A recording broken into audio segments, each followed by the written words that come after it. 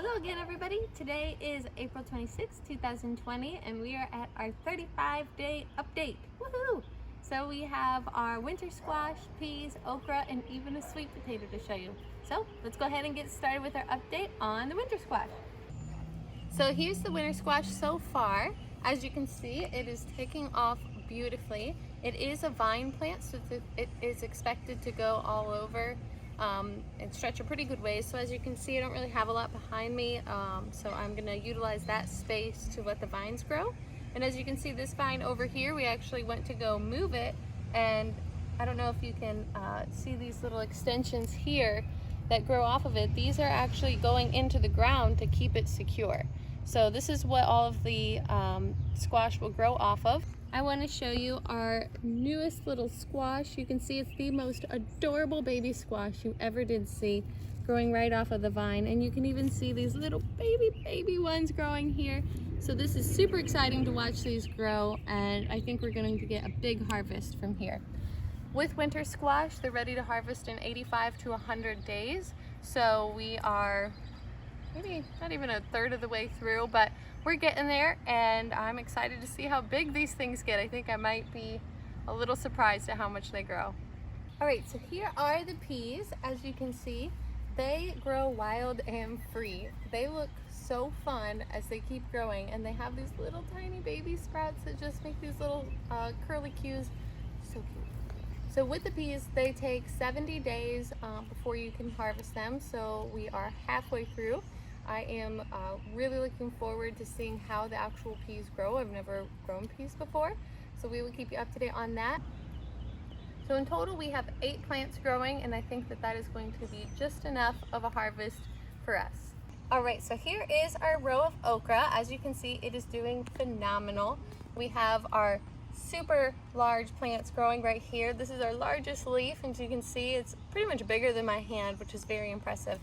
I want to point out that our ones here are a little bit bigger. We're down here, they kind of die off. So I read that for okra, you're supposed to thin each seedling down to the strongest one plant when they're 1 to 2 inches high. So I did that starting down here, and as you can see, that did not really work out too well for me. So after I did that, I said, okay, you know, I'll thin them a little bit because there were a couple planted in each of them, but for these ones here that are growing extremely well, each have 2 seeds still growing. So I'm gonna leave them. I'm gonna let 2 seeds grow in one and see what happens. Hopefully it won't cause any issues and I'll get harvest out of both of them. For okra, it is a 56-day after planting until harvest, so we only have 20 days left, less than a month, and we can start pulling these. So when we get to there, we'll tell you about how you can harvest those. All right, so update on the sweet potatoes that we planted only 2 weeks ago.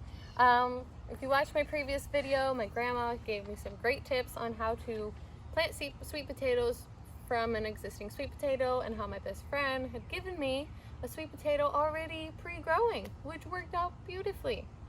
So here you can see this is our best one so far. We've got a few leaves coming up. For sweet potatoes, it does take about 120 days to harvest, so right before fall we'll be able to harvest that, so I'm really looking forward to that. We love sweet potatoes. I want to give you a close-up on this one here. Sweet potato seedlings, their first sprouts are actually purple, which I was unaware of. So that's what that is right there. If you recall, we just cut an inch-by-inch piece out of a sweet potato called the eye, planted it 2 to 3 inches in the ground. So that one just started coming up this week. We did plant in this entire row, which is not growing yet, but I am still hopeful that our sprouts will come. So there's our 35-day update, and I do have a surprise for you. It's out in the front yard, so let's head there now. Okay, so this surprise has been growing for probably 4 or 5 months by now. I got it from a friend at work, and she told me just put it in a pot and put it outside, water it twice a week. I'm like, okay, I can do that. So now, months later, we have a pineapple growing.